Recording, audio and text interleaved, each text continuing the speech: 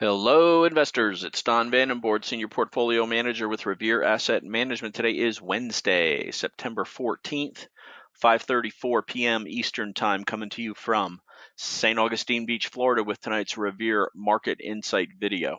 State of the market: we are in a correction since the brutal sell-off yesterday on negative CPI inflation data. And you can see over here on the trend gauge, all three time frames for all five of the major indexes are flashing bearish slash downtrend. That's our short-term 21-day exponential moving average, our medium-term 50-day moving average, our long-term 200-day moving average. All five of the major indexes below them. Leaders, a lot of stocks acting like there's no correction going on whatsoever. We're going to review a bunch of them today. So still on neutral, but change from a red arrow to a neutral sub arrow. We'll see what happens. I mean, it's a conundrum. O'Neill talks about the M in market being a mandatory before you're investing in leading stocks, but we've got leadership without the market participating. So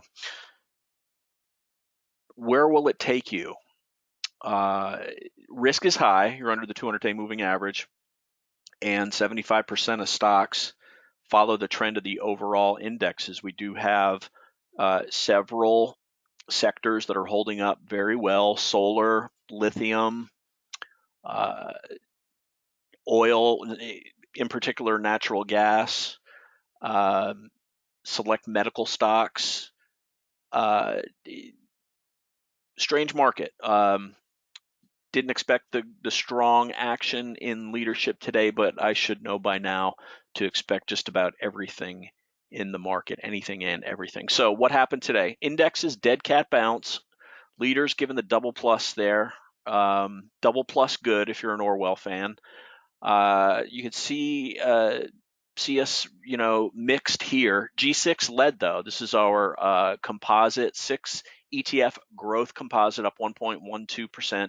S&P closed about where it opened, up 0.34%. Basically a consolidation in the lower part, really the lower fifth of the range if you include pre-market action. So I'm calling it a dead cat bounce until proven otherwise in the indexes. But again, what I mentioned with leadership remains true. NASDAQ 100 up 0.8%. Dow up 0.1%. Mid caps negative 0.1%. Russell 2000 up 0.4. Global diversified 60/40 stock and bond up 0.3. In-house, our flagship GROTECTION portfolio down slightly on the day as we are net short after getting either stopped or selling all of our long positions yesterday on the severe distribution that hit after the inflation report. So let's get into the charts. We'll get into the tail of the tape, but first let's get into what we do here at Revere and also why we do it. Let me start off with the why. You know what chart I'm going to show, don't you? That's right. The drawdown chart. Last 13 bear markets going back to 1968. Sequence of returns is a concept that if you're approaching retirement, you need to become extremely familiar with, because the market returns 7, 8, 9% annually, but not in a straight line, never in a straight line. I recall a recent client that came over earlier this year, was thinking about retiring at the end of September, went to a traditional advisor. That advisor said, well, we'll just add 7% to your current balance, and you can probably expect that by the end of the year. No mention of the 24% drawdown that happened, as if that wasn't even a possibility. So here's a guy, say he had $1 million. An advisor telling him he's going to have $1,070,000, but if he'd have stuck with just the S&P 500, he'd have had $750,000. This is the kind of stuff that you can't deal with when you're approaching retirement. It's job number one for us at Revere to control risk and let the returns take care of themselves. So how do we do it? We focus on 3 time frames and leading stocks. If the market is acting like it acted last October, November, when we're trending higher above the 3 time frames that we track. That's the green line, the short-term 21-day moving average. The red line is the medium-term 50-day moving average. The black line is the long-term 200-day moving average. When we're trending nicely above that, we're going to be as involved in the market as we comfortably can be. If things start to stop going up, we've got various technical indicators. Very typical indicator was this type of a candle here, distribution off of a reversal high. That's something that we would be paying attention to. 3, 4 days later, we broke below the 21-day exponential moving average. Our stops are going to take us out of the market at this point, so we'll reduce our exposure as we go sideways. If we really start to go down and not sideways, the slopes of these lines, the short-term 21, the green line, the medium-term 50-day, we break below those, we'll get even more defensive. And then if we break below the black line, this is where all bets are off. This is where all of those bear markets that I mentioned occurred. Usually from the high to breaking the 200-day moving average is about 12%. In this case, you can see it was around between 9 and 10%. We battled back and forth for most of the first quarter above and below the 200-day moving average. We were in and out during this time, really just playing it lightly, waiting for a trend to establish itself. And the trend established itself all right to the downside after this big 421 negative reversal and big sell-off on negative inflation data. Inflation is a killer. It destroys economies. It's destroyed countries. It causes social unrest. The people in the lower end of the economic scale can't afford the basics, and it's something that the Fed absolutely has to get under control. And as Powell said, there's going to be some pain if he has to get it under control. There have been rallies during this time. When we get back above our short and intermediate term, we're going to participate in them. This was a double-digit gain up off of the lows. But then we rolled over again, and then we had this big negative on Powell's speech on 8/26. We put the market in correction there. We went down a little bit further to this 3,900 area, bounced there, little bit of a bounce back above the moving averages. We engaged back in the market until yesterday. We were actually up 0.75% pre-market. The inflation data came out. We dropped. So it was really a net over 5%. High to low on the day. And there's a lot of people that like to spout that you have to stay in the market because if you miss the best up days, your overall return is just going to get destroyed. But they never mention these 5% down days. Most of them happen when you're under the 200-day moving average, and they're usually sandwiched with the good days also. So bottom line is under the 200-day moving average. We're very defensive. We'll dip a couple toes in the water if we get above the 21 and or the 50-day moving average. When we're below all three, we're going to be out or net short or have very minimal exposure, maybe in some leaders, maybe in some indexes that are bucking the trend. But in this case, we're keying on this 3,900 area right now. After the 5% high to low yesterday, just a really meaningless bounce. Up 0.34%. After such a sell-off, you would expect more, but you didn't get it. We have to deal with the market that is presented to us, not the market that we want. 3,900, a very key level. We'll look at the tail of the tape momentarily. If you're interested in an approach like this, to us, it's a common sense approach.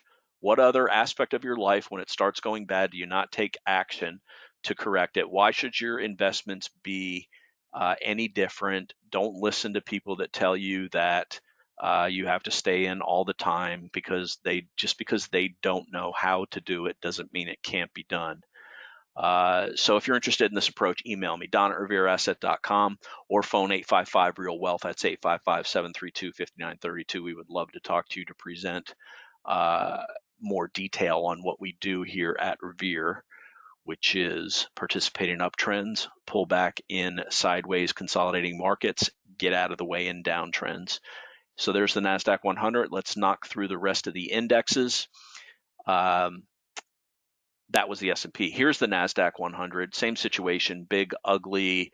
In this case, it was actually a 6.5% high to low sell-off yesterday with a dead cat bounce. Dow Jones Industrial Average Let's take a look at that. Also ugly. So yesterday about a 5% high to low on the Dow. Also, we undercut today's low, but bounced back above it. We're really watching this 3,100 level, 31,000 level on the Dow. Let's go to mid caps.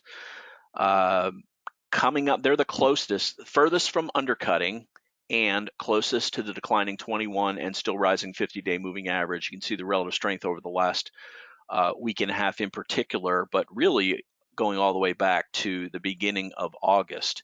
This is typically a good sign in the markets. The mid caps are an incubator for stocks that are trying to graduate high school and become members of the collegiate collection in the S&P 500. So we do watch this closely, and IWM small caps. Not outperforming as much as mid caps, but outperforming the last week and a half, did not undercut today, also close to their declining 21 and 50-day moving averages. So we are keeping an eye on that. Call them green shoots if you want. I'm not buying it for now, even though leaders are holding up better. So let's get to the tail of the tape here. Technical. We have the same headwinds, first of all, that we've had for months on here. No changes there. Technical, the indexes in the G6 with their daily stochastic hook down, and the VIX is above 26, although it did come back just to the 26 level today. Put call mildly elevated at 1.09. Watch the VIX here, down 4% today, above all the moving averages. If we bounce hard off this 26 area, we're going lower. If we break back below it and get below 24, that's a good sign for the market. So keep an eye on that. Fear and greed is not at a 420, it's at a 42, which is fear. We're operating under the bear case currently with the CPI reaction. News today. We had CPI yesterday, we had PPI today. PPI was mixed versus expectations, and year over year at plus 8.7 is actually the lowest since August 2021. Markets bounced mildly pre-market when that came out, sold off, recovered. As I said, dead cat bounce as far as I'm concerned right now. We went from one big down day to one up day on our day count right here. Expectation coming into today, my expectations were negative with CPI killing the rally. We got the dead cat bounce, not unexpected. I was fearing that we would have meltdowns like we did several times prior this year, at least 3 I pointed out yesterday in the video. We did not get that, so that at least is a good sign, and the leadership is still holding up there. So support and resistance on S&P, this 3,900 to 3,920, critical. Our low today was, I believe, 39.16, so that support held. On the NASDAQ 100, we spent all day in between the support and resistance levels.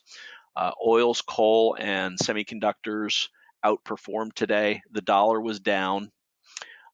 Steel, basic materials and real estate, transports, retail, and home builders all lagged today. Let's take a look at the focus stocks. We will in a minute. No trades today. We're still, we have 10 plus the gain, so a little over 10%. SDS, which puts us at a 20% short via inverse S&P 500. That's where we stand right now. Bottom line, dead cat bounce in the indexes. Leaders continue to act well. These focus stocks, I'll cover them when I go through the 20 and over 21. 17 of the 20 over 21, actually, we reduced it to 20. One of them dropped off because of recent poor performance. So we've got 20 left in there. I'm going to review those quickly on this video. First, let's take a look at the key levels here. Overhead is just 39.74. That was a Fed pivot from 727. And then 39.80 to 4,000 on the upside. That's the resistance we're looking at. Tomorrow on the downside, 3,900 to 3,920. Support held today, held yesterday too. So we need that to continue to hold. So let's get the tail of the tape out of the way. Let's get to the charts, and let's bring up the 20 over 21 list and see how they did. As I said, 17 out of the 20 acted well today. So leaders are not giving up. And I mentioned the sectors that are continuing to outperform. Let's go through these very quickly. LNG upped their guidance yesterday. Look at the two big volume bars on this. Under clear accumulation, I got stopped out when we broke below the 21 here. Positive stochastic on it. might be looking for a way to get back in here. Oils, as we know, are the one sector that can really defy what's going on in the overall indexes. End phase, clear leader. We sold it yesterday on a market call, held the 300 and the 21. Nice day today, up 5%. Lithium, this is we've been talking about this in our videos and our podcast, continues to hold up well, bouncing off the 21. 3 heavy volume days. Some of them were, but they were all support days. Actually, one was a negative reversal day, and then 2 support days with bounces off the 21, and then the nice up day with the big volume here. This just looks, it's one of the sectors that's acting fine, so good for it. Wolf, involved in the silicon carbide, as we've been discussing, bounced at the 21 a week ago, showing relative strength. Axum Therapeutics continues to hold, consolidating after its move up. Tesla, nice day today, above average relative to recent volume. This is the one of the big 7 stocks that's holding up well, up 3.62% today. We sold it yesterday on the close below the 200-day moving average. Again, a market call. We didn't get stopped out on it as far as our normal stops where it would break below the 21, but look at the relative strength over the last week and a half. So looks like it wants to go higher. PDD just going sideways at the top of the range. CF above and below the 21, closed right on it. ON Semi right on the 21. Ugly day yesterday. This is turning to a laggard, I would expect.